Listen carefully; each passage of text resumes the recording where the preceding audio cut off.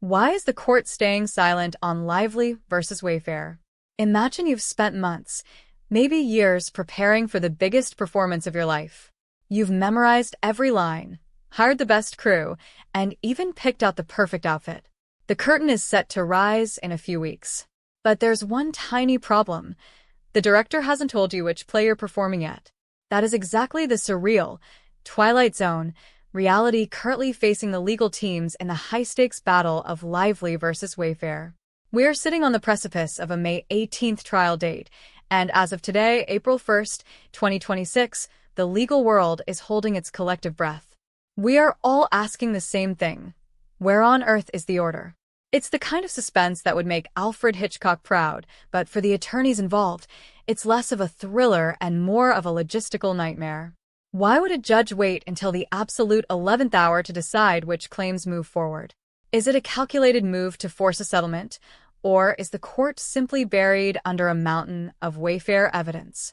Pull up a chair, because the next 24 hours are about to get very, very interesting. In the legal world, we like to think of dates as ironclad. A deadline is a deadline, right? Well, according to the latest updates, the days are starting to feel a bit mushy. When you're staring down a trial date that's less than 7 weeks away, every second counts. The court has a massive decision to make, a dispositive motion ruling. This isn't just paperwork, it's the roadmap for the entire trial. It tells the parties which legal arguments survived and which ones are headed for the shredder. Without it, the lawyers are essentially boxing in the dark. Even though the court hasn't ruled, the clock hasn't stopped. There is a conference scheduled for tomorrow afternoon, and pretrial filings are due this Friday. Can you imagine writing a 50-page trial brief when you don't even know if your main argument is still legally allowed? It's like trying to bake a cake without knowing if you're allowed to use flour.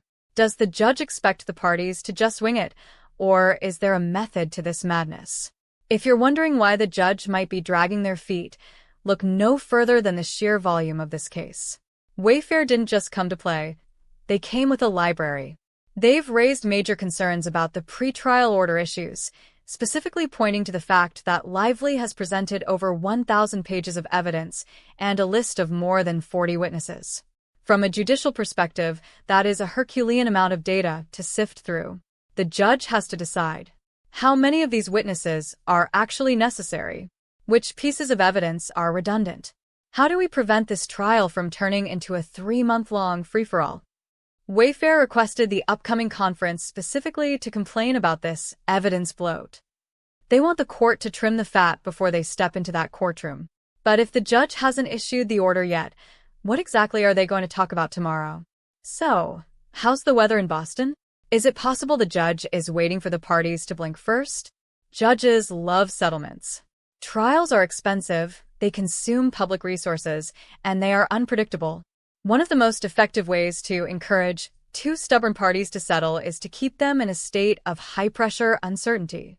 By withholding the order this close to the trial, the court creates a settlement squeeze.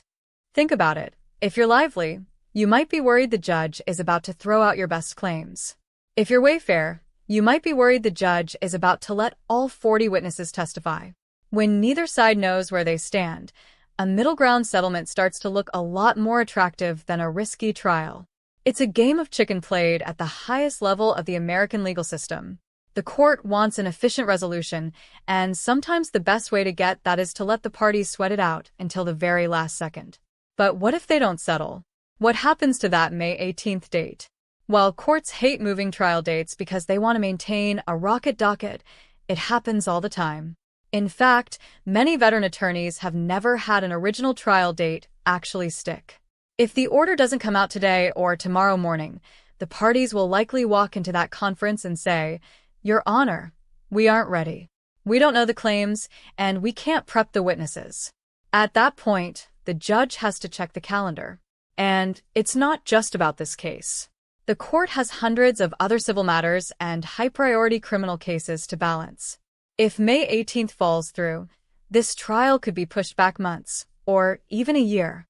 So, are we looking at a last-minute miracle or a total scheduling collapse? What the next 24 hours will reveal. The legal community is currently in a state of anxious curiosity. Every time an email notification pings, attorneys across the country are checking to see if the Lively versus Wayfair order has finally landed. We are in the interesting zone. The next 24 to 48 hours will tell us everything we need to know. If an order drops this evening, the May 18th trial is likely a go. If the conference tomorrow happens without an order, expect a flurry of motions to postpone. Regardless of the outcome, this case serves as a powerful reminder of the human element in law. Behind every billion-dollar corporate battle are judges and clerks trying to manage mushy schedules and mountains of paperwork. What do you think? Is the judge intentionally delaying to force a settlement, or is the court simply overwhelmed by the 1,000 pages of evidence?